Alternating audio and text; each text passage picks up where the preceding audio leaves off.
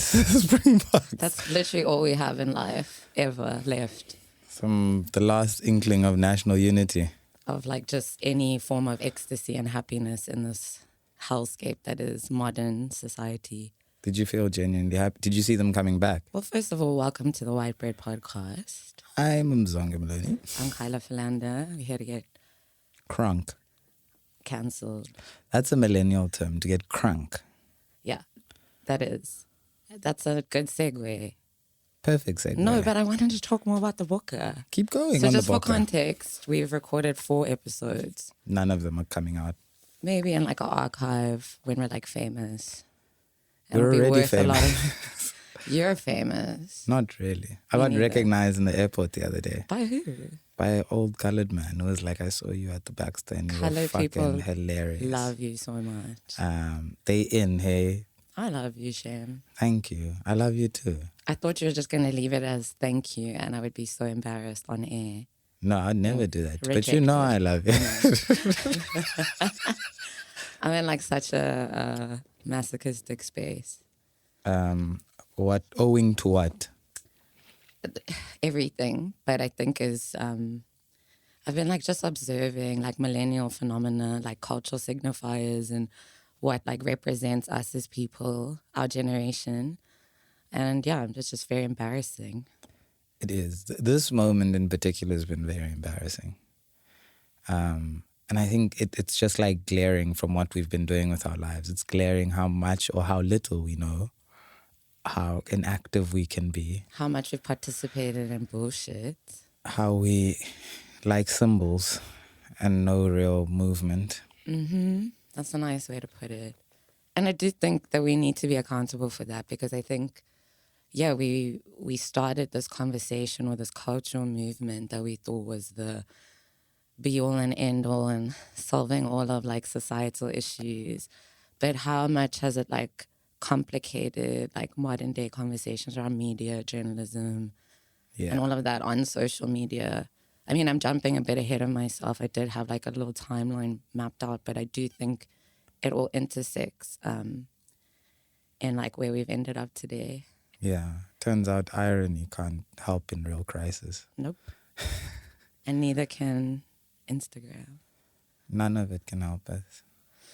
So something that felt quite like significant to me as like a great marker in the internet context of millennialism is like dog speak and like this automatic like infantization of yourself. Like, me so hungry, look at that chunky doggo. Like just this weird like babyfied like speak. Yeah. But that's also like irony laden and like, you know, like Reddit coded. And then it made its way into like normal speaking patterns. And now you have like 50% of millennials who like are so embarrassed by that. And then the other 50% who are sincerely still like invested in that. And I don't think, I mean, neither of us are right or wrong. We all just suck.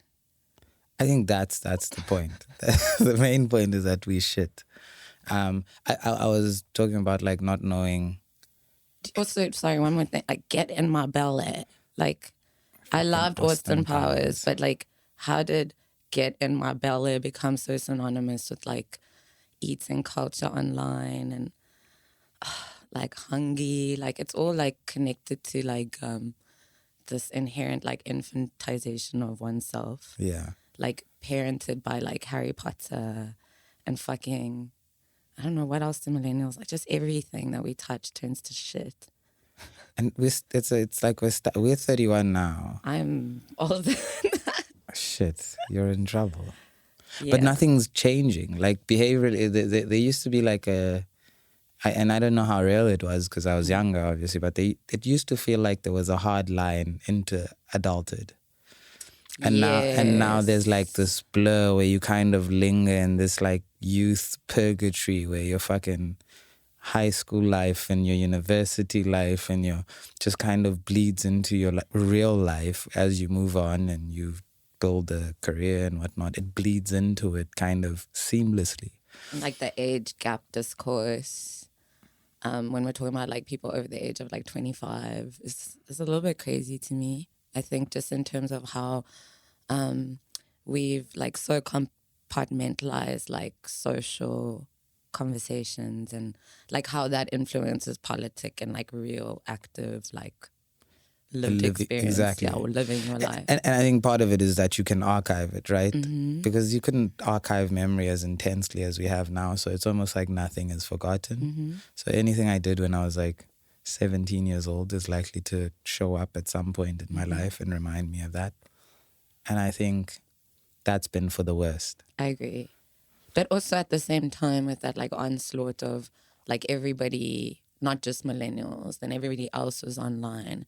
Now it's almost become a bit like, yes, this archive exists, but the archive looks like every single other archive because we've all like kind of, I want to sound so like, ooh, Alex Jones code, but we've all like bought into this aspiration.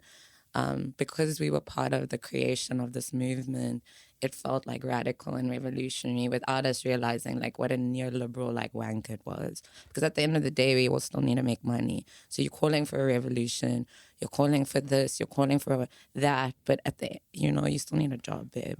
Yeah. The only thing worse than a Marxist is like someone pretending to be a Marxist. But that's a half-baked.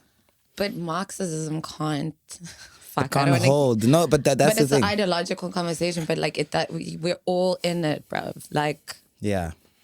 I mean, if we're talking about like a homeless person or a person who's kind of opting out and like forging their own way in society, that's like Marxism. But the rest of us, these UCT students, heck, shut up. Shut up. Leave us alone.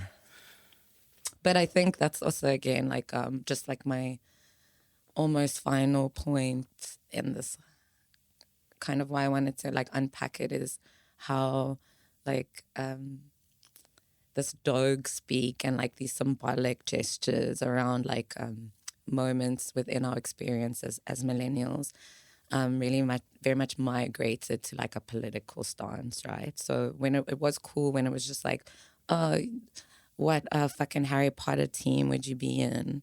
Where would the sorting hat put you? Would you be Slytherin or Hufflepuff? Now it's like left and right, I feel.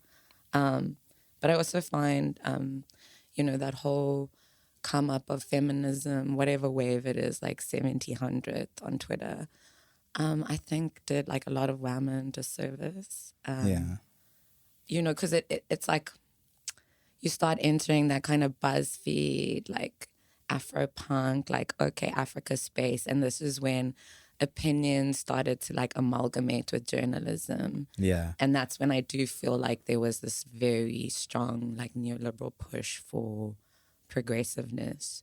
That we're all like, yes, give it to me. But if you actually fundamentally look at what these like core ideals are, it's not those things. It's also like bonded entirely, like that movement is bonded entirely to capital. And like a lack of access to like a lived conversation or a face-to-face conversation. So it's our proxy selves. Exactly. Always in the room. And so I'm reading this thing about our proxies, like the idea that we send our proxy selves in order to create greater value for our real bodies. Right. So you send your proxy self wherever, to Palestine, you send your proxy self to Congo, and so it's almost like an investment, right? It's a social investment for a future. So you never actually have to be there. There never has to be the conversation. If you had the proxy conversation, if you co-opted the conversation, if you retweeted, reposted, you're somehow, the job is done. Absolutely. The investment is made and you're on the right side of history. And I think you can take it even further because I think that's an extremely charitable read, which is lovely. Thank you for that kind of element of it. But I think the darker side of that, outside of like, non-action, if we're being real, is that this like psychopathic tendency for like bloodlust. Yeah. Regardless of like what position you're in, and it's really easy to like negotiate conversations like that when you're so far removed from the situation. You're just consuming and participating in the spectacle.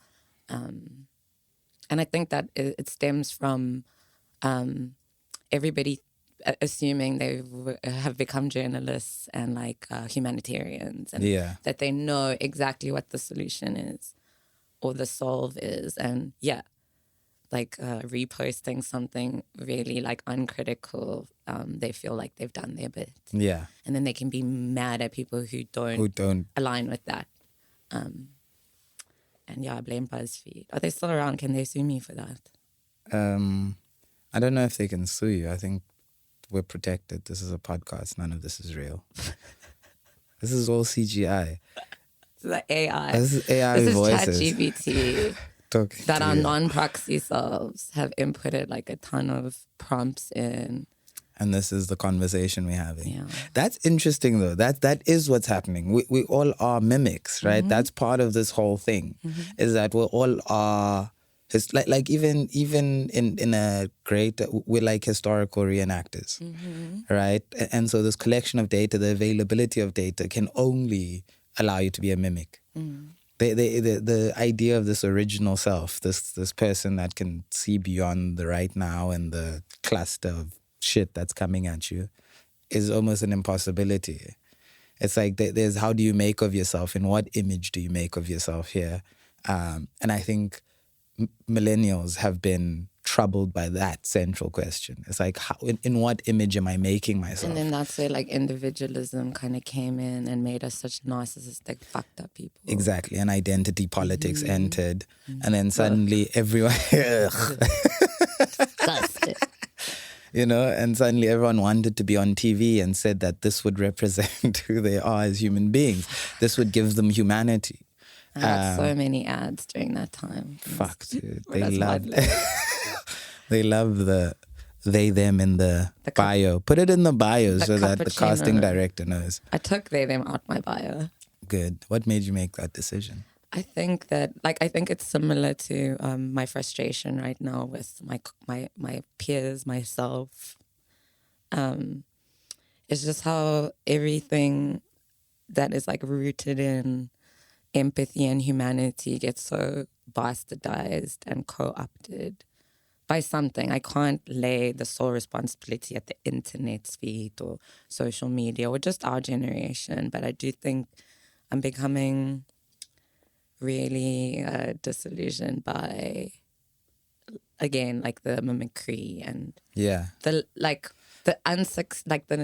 us not being able to succeed in like creating something else. And I think even that is like the us mimicking means that even the oppressed become sort of like a phalanx or part of the army of oppressive systems, right?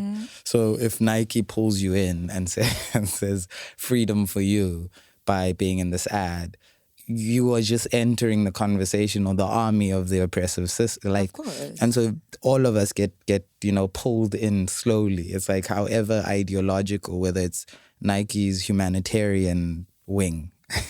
I'm trying to get a Nike ad. Shut up. Dog, this is going to get us the Nike ad. Because this is how they operate. You talk against them, they find you, and then they give you an sit ad. At our table. We love how much you guys hate us. So we think you're the prime person to create this campaign. Literally. That's how it works. If you're being nice about Nike, they're not going to come to you. But we need global because there's only certain people in South Africa who get some Nike jobs. Who get seeded.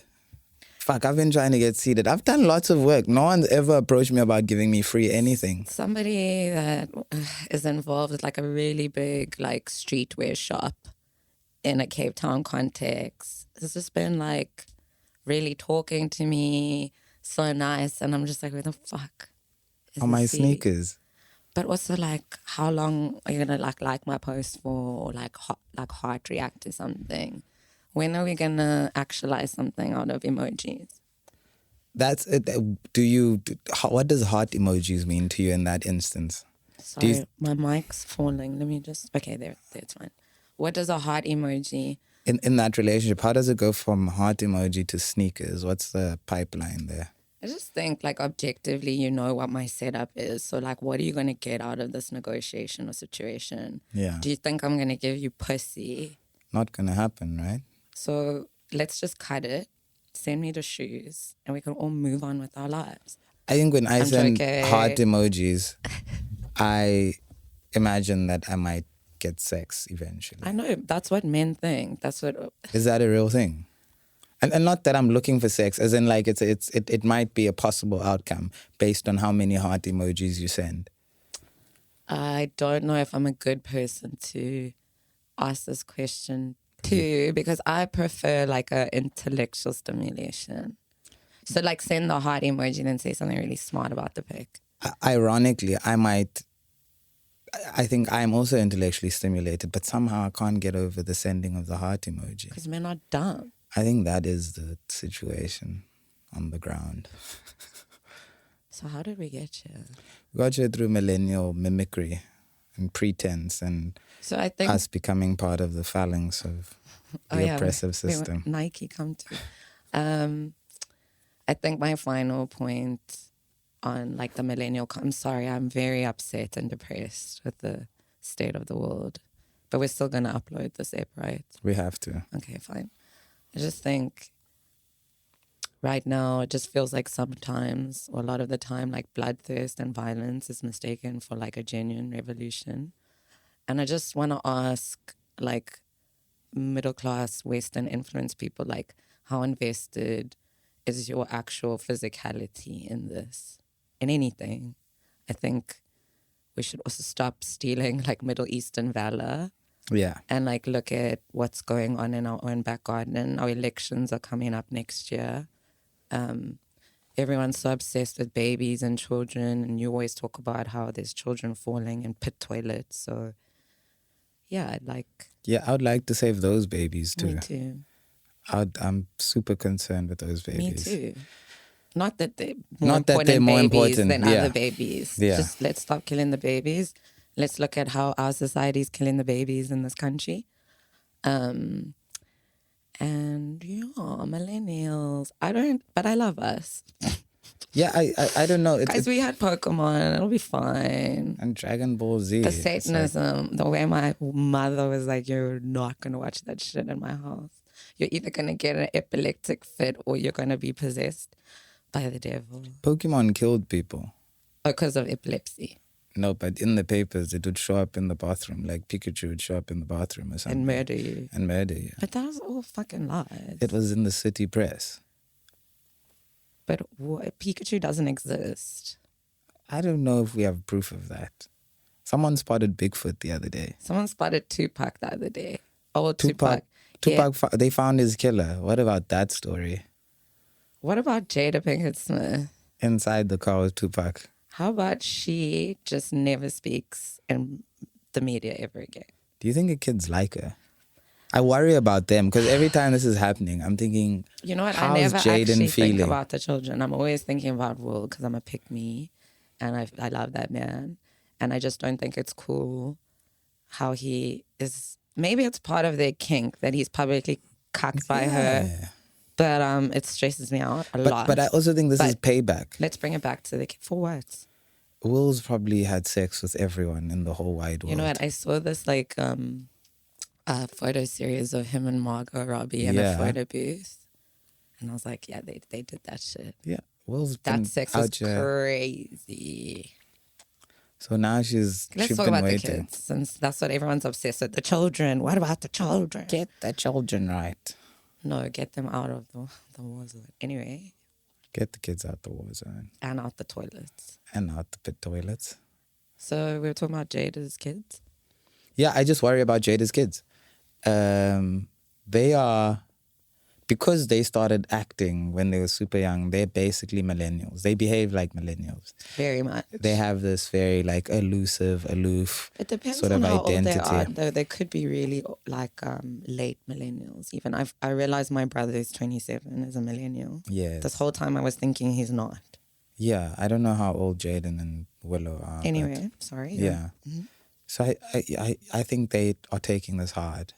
I think so, and I think everybody knows the mother wound is like a difficult thing to unpack and explore, particularly when like your fucking mother's brought you on this table talk with her like ex-crackhead mother, and you're all like three black women like unpacking your trauma on this global stage.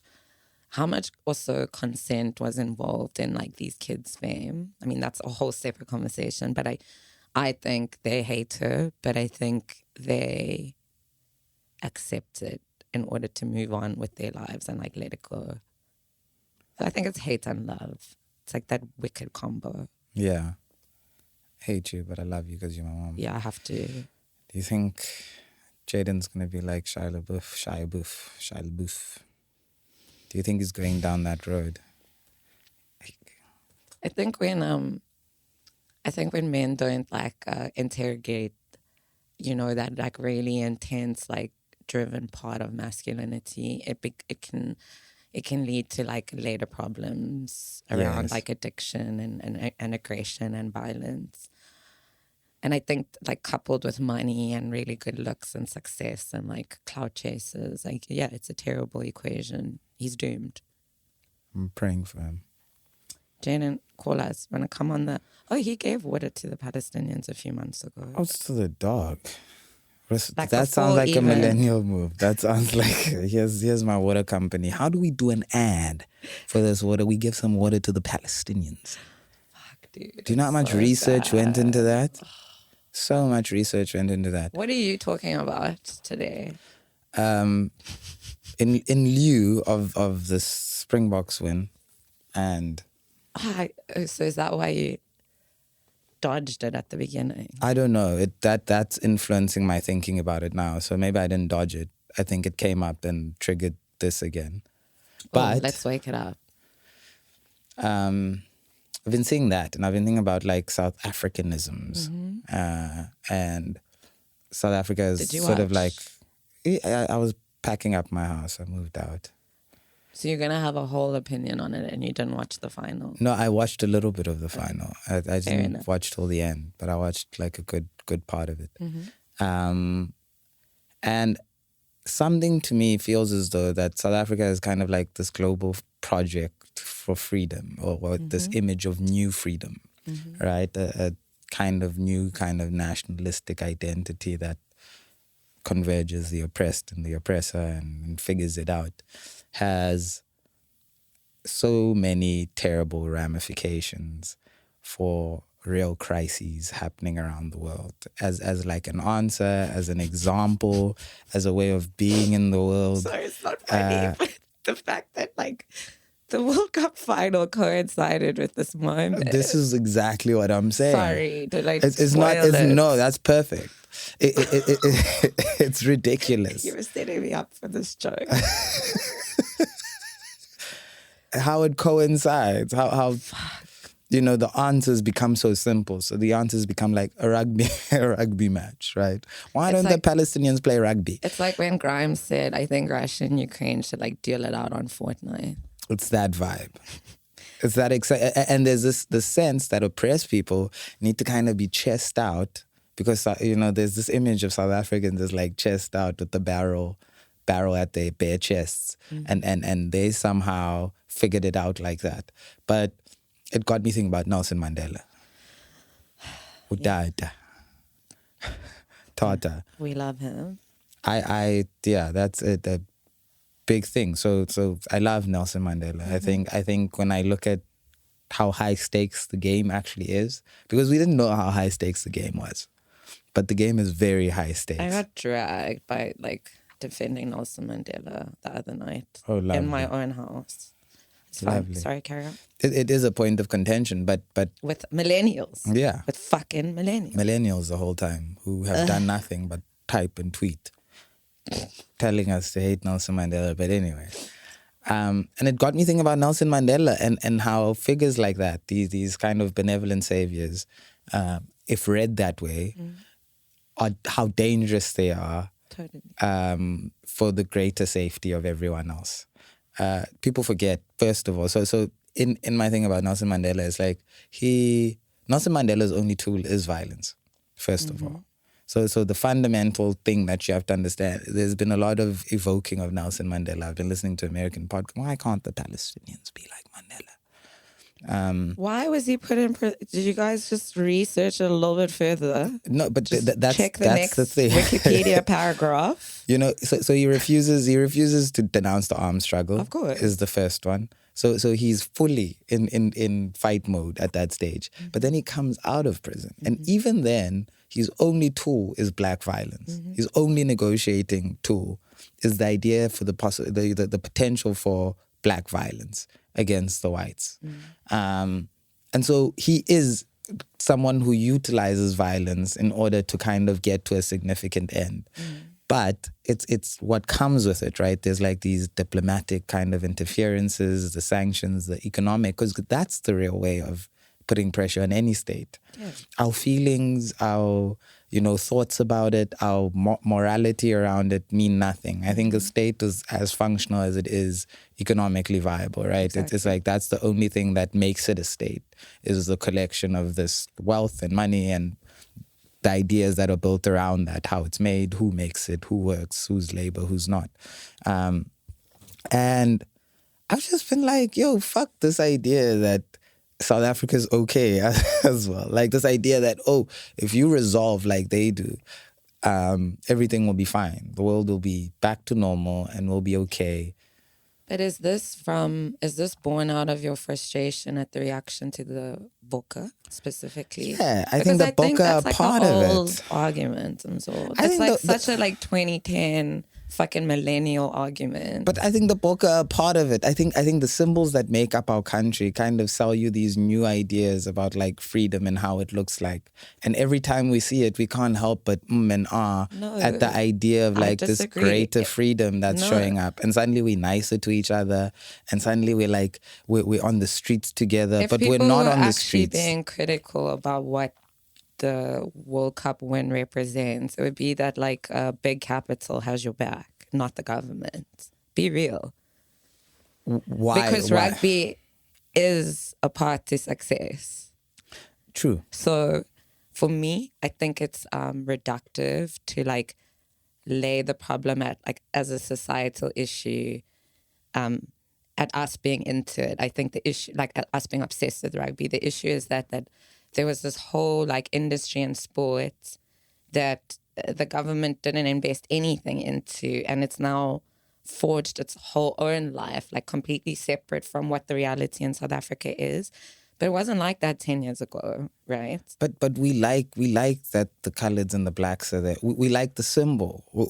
We enjoying. There's been no participation. South Africa's been winning at the rugby since forever. And so we like the image of what this means as South Africans, as the symbolic sort of gesture, the historic symbolic gesture. Yeah, but I think it's unfair for the government to like ride off of those coattails that weren't put in place by them. We have to look at fucking pigeon toe. What a fucking clown. That guy who, what's his name? Who stole the fucking cup out of that lady's hand. I sound like such an idiot, but I wrote it down. Guys, my brain is... Oh, we're talking about Siboniso Duma, right? Yeah. Yeah, that was funny. I saw that shit this morning. That is such a key representation of South Africa, that whole interaction. I think this is more interesting than saying, like, what's rugby going to get us? Rugby created the symbolic visual of a man raising a cup so that the woman who's supposedly empowered doesn't have access to it. And then an even taller, more empowered white man holding the trophy above everybody. That is and thank you, Sia Khaleesi, you gave us that. And you will always be famous to me. Outs to Sia, man. Everyone Sorry, loves I just Sia. interrupted you because I disagreed with you. What That's was the fine. point you were making? The point I was making is that there is no symbols. Little girls are falling in pit toilets. There we go. There is no symbol big enough to make me forget that. There is no symbol significant enough. There is no like project, South African project. I do think the rugby is in essence probably South Africa's most progressive space right now. Yeah. I agree. And it's like very new as well. Yeah. Also for all like these pro rugby supporters, everyone who's like fucking but we fucking lie. Don't lie about what you were calling that man a few years ago. Yeah, Be they honest hated with him. yourself. I don't think he should be captain. So, yeah. Can we talk about UCT Go. and Vice Chancellor Pageng? I shouldn't have sent that article to you. Fuck, what a stressful situation. That is really bad. And I think also intersex, like, even though they're fucking boomer assholes who don't know what they're doing, from like an intellectual to a financial, economic, whatever, just a spiritually whole place, like outside of all of that, it's part of the millennial conversation. Yeah, she was totally co-opting millennial behaviors in order to make herself cool and interesting and important. I obviously don't know the inside of the story, so I'm not going to make any real character judgments. Why not? Because maybe it's not fair to do that to black women, but this moment, or maybe it's not fair to do that black women right now, without enough information. I'm gonna do enough digging, and I'm at black women's necks come the next episode. Not after happened. What happened with the Springbok victory tour?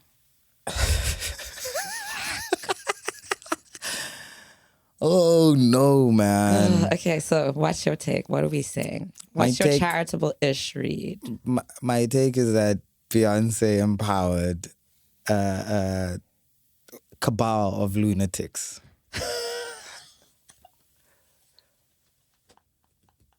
That's my take on that. Not you using the cabal word right now. I love it as that was a cabal. That was a secret organization.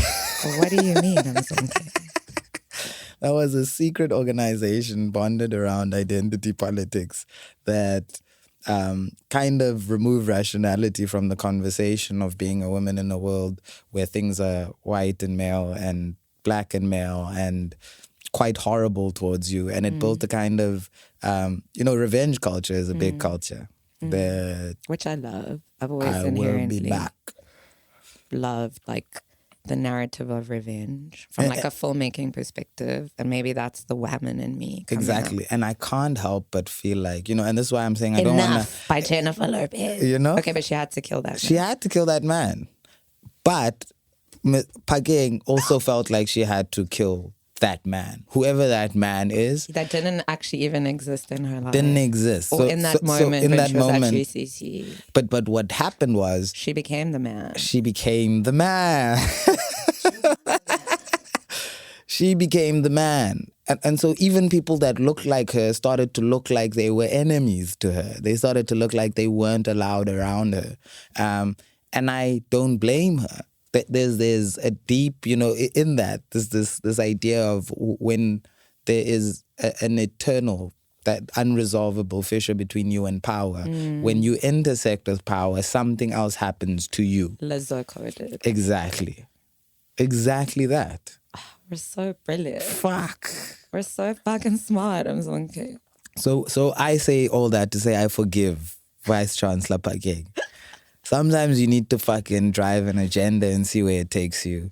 And she took it all the way. And it wasn't great, but she's intellectually superior. She publishes on a higher level. And she was like, fuck these minions. I'm going to say, do, act, put in systems, do what I want, just for a little while. And it lasted. The forgiveness is fair because we have like all these white ideological greats that we base like entire philosophies and like, systems and industries off of, who made some mistakes. Yeah. And what's that movie? What's that Triangle of Sadness, right? I haven't seen it still. Pageng was acting out. There's an Asian woman there who's fucking people for resources. You love reference. We've had a conversation and you're like, women are going to be fucking for resources. We already are. You are, but not at the point of power. She was just like, fuck these people. Fuck it. What do they want? I run this university and I love that. I'm like, they're going to have to fuck me. In order to work in this university. Those social media clips of when she said all her goodbyes and then she drove around on the, what are those UCT buses called? The jammies. The jammy! She was doing like a jam and then I think she's giving like chocolates out to the students and They were like taking selfies. It was actually superstar coded. Yeah, she's a superstar. You know what? Are you? Yeah, hey, Donald Glover coded today. It's the straw hats, the criticism of Beyonce. But I watched Swarm, and probably to a lot of my fans' dismay, I really enjoyed that. I thought it was fucking good. And I think also really interesting commentary on millennials, womanhood, like online feminism, and the culture of spectacle and consumption. Yeah. But the prof did it good, babe. The prof killed it. I think she had a moment, and she knew it was running out anyway. That's what she understood about it. She understood that this moment is only a moment, that it is not it's not a real change of power dynamics or ideological shift into something else. It was a symbolic moment built through identity politics. Absolutely, and the idea of where we should be. Sometimes I see tweets of hers on the timeline, and I'm like, is that really her account? It's because she knew it was almost over. As soon as it started, she was like, fuck these people. But Idpol isn't really over in South Africa, if we're keeping it real. It might be like entering its like flop era globally, but we're still going to be, the shit's going to be forced down our throats like another 2 years, I think. You think so? You know, we're so behind on this shit. I don't know. I've been around people. People are saying wild shit, man. Yeah, because you hang out with like weirdos and people are like back to being homophobes. People are back to being transphobes. People be fat shaming. People be fat shaming again.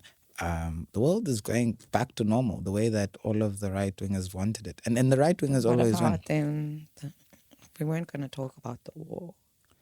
No, but the war is just a moment of symbolism.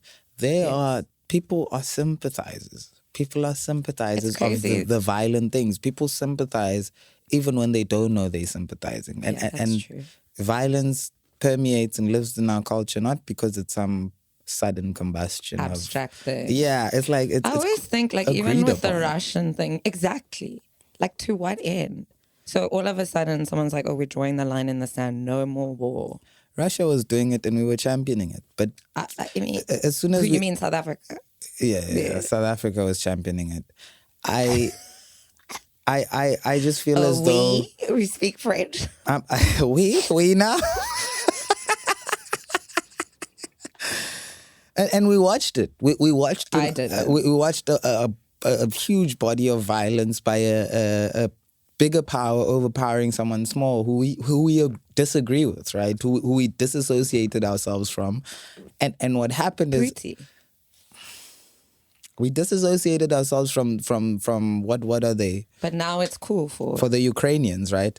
So now there's another set of human beings whose set of conditions relate a little closer to ours. Yeah. To the global south. And now there's this sudden movement against violence. And it's like, this is why it is about a consistency, about remaining principled, even when it's in your favor. And this is why I say Nelson Mandela is the fucking GOAT. My black president.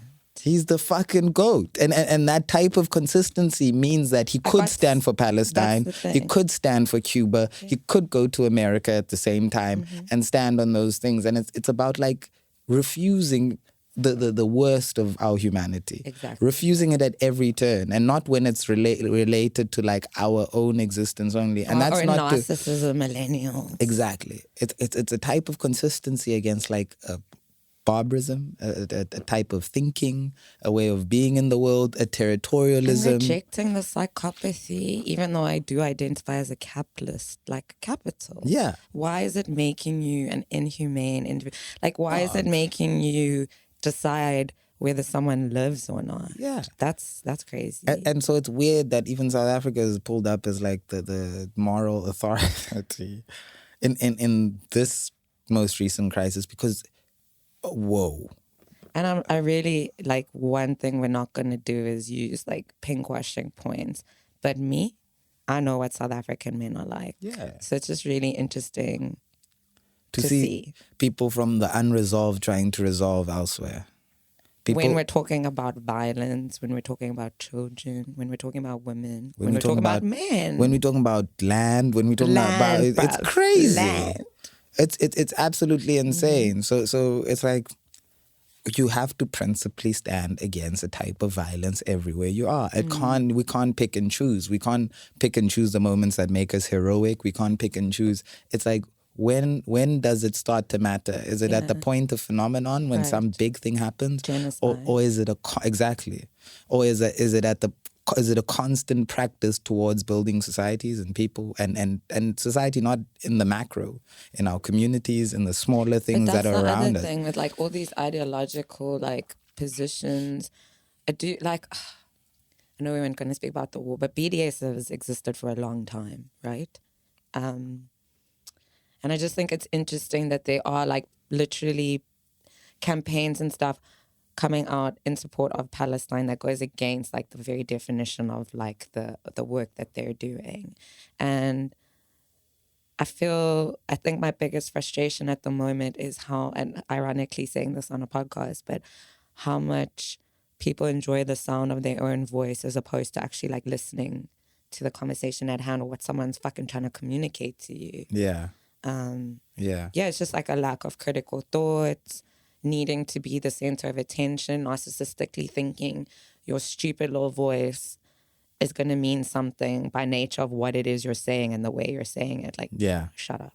Yeah, Fred Moten also made it, like he was talking about, he made this great point about like we can't enter the Palestinian struggle against oppression with our own anti-colonial practices. It doesn't We work. can't project those onto them, and we can't make them the face of anti-colonialism historic sort of disposition. They can't be your thing, right? And so there's a way of showing solidarity. There's a way of being in quiet vigil and practice about things that are in the world that are not good, and in a personal, so in the interpersonal, a way to behave around responding and what solidarity really means, right? And what solidarity is actually useful, as opposed to sort of, like you're saying, clogging up the fucking space. And not allowing the real people that have been doing the real work to kind of speak and give clarity and give concise arguments and thoughts around what's going on. And I also think it's just like a major cope for people who only clocked onto like the struggle this week. Yeah. Or like this month or 2 months ago. That's what's even more terrifying. You're coping. We're seeing people's ideas be formulated in front of us, not even their actual opinion. That time I'm so scared. Thoughts. That time I'm so scared to type out anything in relation to, and not because I don't know what. You're gonna get canceled. Yeah, it's like, no, this is a huge human catastrophe that's happening, and what grasp do I have of it?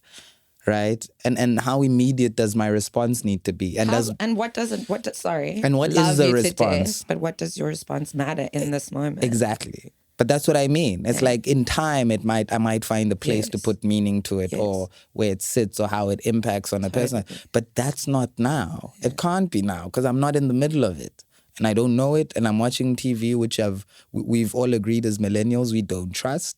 We don't believe in any of these things, but we somehow are quick to repost, retweet, reshare everything that exists all of a sudden, as long as it agrees with your ideological positions. Yep. And that's a cope. And that's why the propaganda on multiple levels is so effective, because it's a war of narcissism. Yeah. So you have these like microcosms of like the greater scale, like the greater dynamic, but people are just engaging in it in such like a bloodthirsty and psychopathic way. It's only in a context where it doesn't need to be like, here on our soils there's enough violence day to day in this country that we could apply the same kind of pressure and energy, because it is immediate and around you. And that's where it intersects. And if you can't see, that's where the intersectional struggle is, as opposed to where the fuck is your flag emoji and your status. Like, girl. It's a matter of time before Nike starts handing out Nikes to Palestinian kids. It's a matter of minutes. Dude, when is Nike gonna cede the Palestinians? Stop, dude. I really want a Nike campaign. I want one too, but I know this is what they've done. Can I ask I'm you not a like final question where we at? yeah. Okay, I got We one still have more. a bit of time. I got one more kind of thing to throw out there. And I don't think it's specific to this moment, but obviously this moment inspires kind of what I want to pick your brain about, which is as a filmmaker, but also just someone who consumes media. What do you think the psychological impact of, you know, watching like a world, like a leader be beheaded on TV at the age of 9 to seeing like 9/11 happen at the age of 10 to watching multiple wars take place on our televisions and now an even like less moderated, censored version of that to like seeing snuff on your cell phone screen every day. So What do you think? What do you think is going to happen to us? So this is exactly what we were talking about earlier, right? Yeah. The idea of mimicry. Yeah. Is the revolutionary will be mimicked, the activist will be mimicked, the crazy warlord will be mimicked, the just nation will be mimicked. And there'll actually be this constant, like it actually doesn't change. What happens is that we're stuck in a loop. Because you can find like footage of like Ukrainians or Russians being exploded in certain parts of the internet. Exactly. Unfortunately, this was just brought directly to our feed. Yeah.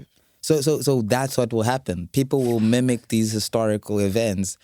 War after war after war. The pictures will start to look the same. The beheadings, this is even that as a symbolic element of this war is some sort of like picture that has been seen. So it's like, what do we amount to the ultimate horror? Because the exploding building can't be that bad. Well, when the alt-right was like getting mad at like what happened, but that time you've been pushing Bronze Age mindset. That's so, but like this is what you wanted, y'all. Yeah, it is. But now it's like, oh, it's a problem in the brown people. And you said this, and I thought it was important and stuck with me. But like, we're not supposed to see this much violence. We're not supposed to be witnessing. Yeah, I don't know what this means, but we're not supposed to be witnessing it. All right, because of the secondary, I guess, economy of violence, of trauma, of wanting to imitate it. So someone will imitate. Because I've been seeing some really cool, like almost like psyop-y kind of video, like really cool shit that makes you like, okay, maybe a war is the answer. This is what I'm saying, and I'm watching the speeches as well, right? I watch even a quick shout out to Mark Lamont Hill. Outs to the dog. I hope one day you listen to the pod. Me and Mzo are huge fans of yours. I fuck with him so much. Hard. Anyway, sorry. The politicians, the speeches. Yeah, I'm looking at the speech. Everyone is reacting in the ways that they've seen history react. Mm-hmm. So if I go up there and I say some bold statement that is charged with, everyone's trying to have the moment. Because this is what the mimicry does. And the narcissism of our current culture. Exactly. Millennial mimicry. Everyone, exactly. Oh, I love that. That's the name of the episode. That's the name of the episode. And I think we're 5 minutes left. Any last thoughts you want to throw out there? I'm sorry that I started off really bummed on the pod, but I think it's like a reflection of a level of a specific mood. I don't think it will be like this forever for us and for me. But it's also okay to be sad and be able to still engage intelligently even when you're feeling like a little bit hopeless. I feel a lot better having spoken to you about it. And I do think there has been like a level of personal responsibility and guilt that is inherent in being a millennial and a born free and being able to witness all these injustices so easily in front of us. I do think that there's like some fatigue. So yes, I've been criticizing us and millennials, but guys, look after your hearts. Take care of yourself. I had an experience just on what you're speaking about, the sense of guilt. Yes. That and what we've been speaking about not having to go far to kind of think about what the problems are. I recently moved back to Walanga, to my grandmother's house. And so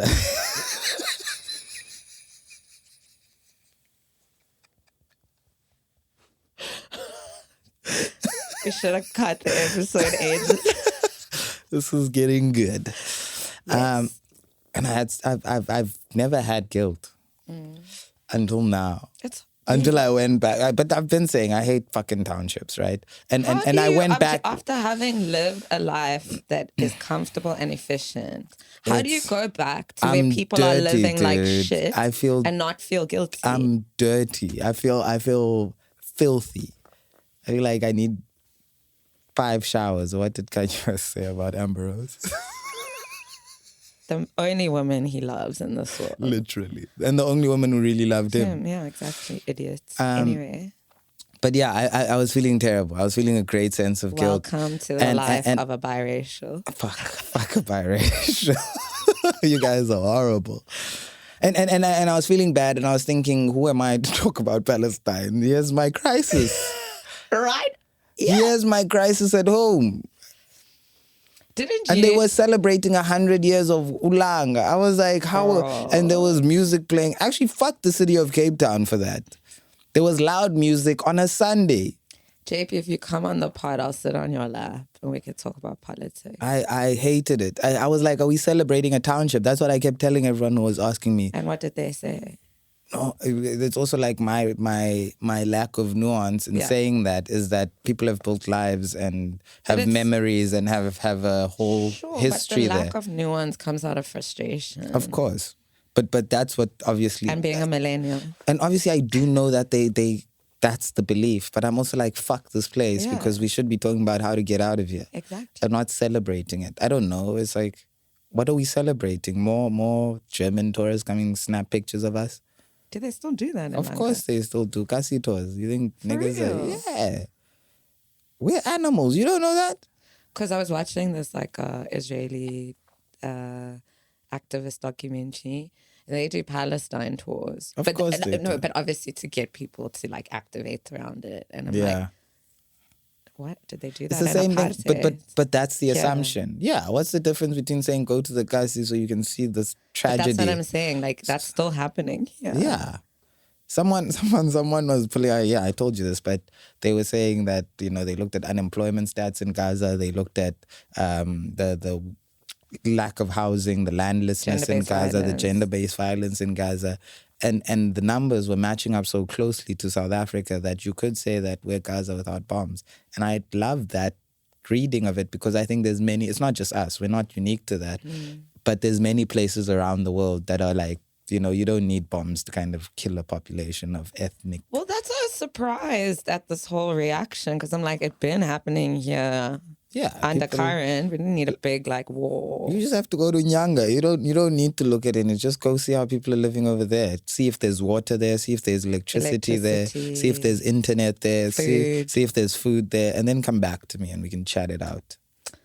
On that note, if you need a break from Langa, you can come visit me. In a really hectic part of like a color community that I live in. Which is another hood. Yeah, it's another hood. You just have a nice building there. They're going to put up luxury apartments in Langa soon, I'm sure. You think that Langa is gentrifiable? I think so. I think it's close enough to the city. 100% gentrifiable. It's the next stop. It's literally the next stop. I walked past a girl on my way here who sounded like they had an American accent and was talking about, but there's housing in Langa. I don't know why I won't go there. To her black friend. And I could see her black friend was like, hey. It's hell over there. It's not nice. Thanks for listening. Bye. Love you lots and look after yourself. Love you too. Stop bombing the babies. Stop killing the babies. Stop letting the babies fall in the toilet pits. Toilets. Stop it. Just everyone fucking stop it. Relax.